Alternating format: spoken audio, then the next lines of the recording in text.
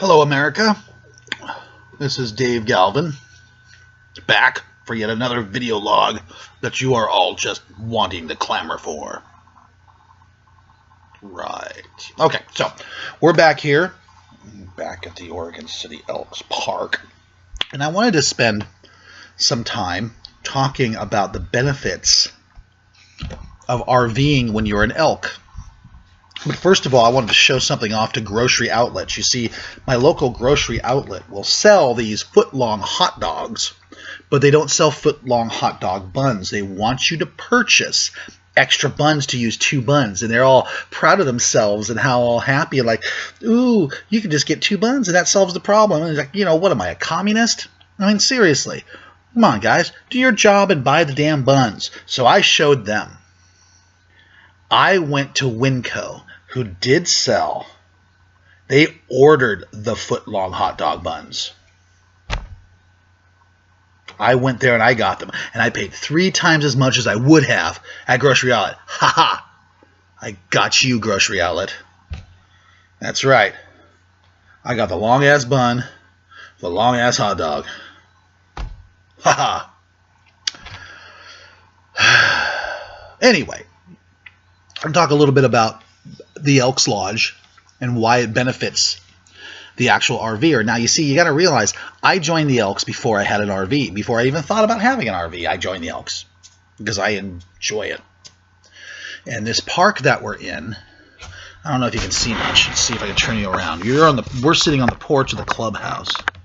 And this is the front half. The back half is over by the Malala River. We go there a couple times a day. And typically speaking, if you have an RV at this park, you're paying $25 a day. Power, water, and there's a dump station at the front. Other than that, there's very rarely anybody here. I probably see 3 or 4 humans a day. It's just quiet as can be. And for the price, you can't beat it.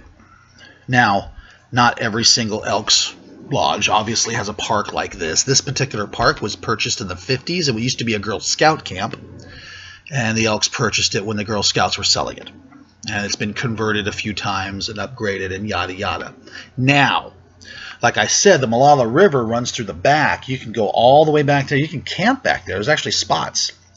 I prefer to be on this side because this is where the bathrooms are. And I can walk to the river all day long. But you can go over there and you can stick your feet in the river. You can swim. I mean, you can do whatever. It's great. Now, the Elks Lodges around the country, around Oregon, around the nation, if they have RV parking, it's generally speaking behind an Elks Lodge. Generally speaking, I've stayed there before. It's not that exciting, but it's very inexpensive. Newport, Oregon has behind the Elks Lodge there, I think it's 8 spaces, $15 a night. Water, power, cable is what's available to you for $15 a night. And they tell you can go ahead and barbecue and set up camp and all that, all fine back there, as long as you're not, you know, kind of being obnoxious and having a massive party. You're okay. You just got to observe noise rules, and if you're an elk, you're generally a responsible human being anyway, so they don't just let anybody in. So I strongly encourage everybody who is an RVer to consider joining the Elks, because now you've got a place where you can RV very inexpensively. And nobody really talks about this on any of these RV vlogs that I watch. Nobody talks about the benefits of being an elk. Well, one of them is RVing. And if you have a lodge right there, then you have access to the restaurant, you have access to the bar, you have access to the weight room, you have access to the showers, and so on and so forth. The one in Oregon City even has a 4-lane bowling alley at the bottom. But I'll tell you, it's fantastic. Absolutely fantastic. When you join, when you sign up, you get an email, you get to sign into the website, and you can actually do a search for all of the lodges that have RV parking. It's right there.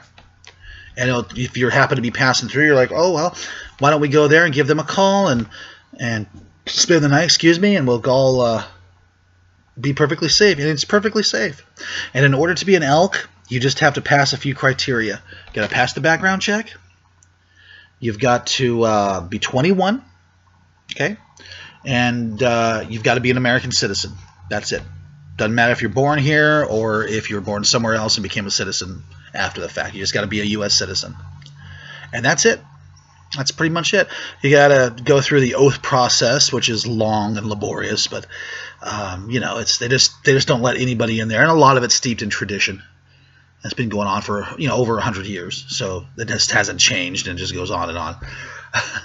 But once you're in, it's golden. To be a member, my lodge charges $167 a year, and that gets you access to any Elks lodge on the planet. Well, I should say in America, because it's only in America, but it's just wonderful for the RVer. So I want everybody at the sound of my voice right now to give themselves a consideration to join the actual Elks Lodge. That way you have access to all these places you can actually RV at.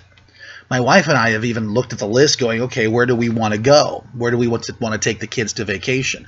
The coast is an easy one. There's always something to do. We can always take the kids somewhere at the coast. And so on and so forth, up and down the I-5 corridor. You can always find a lodge. And that's pretty much it. So, to settle down here, sum it up. Yeah, grocery outlet, I showed you. Join the lodge. Pepsi Fire good. Have a good one.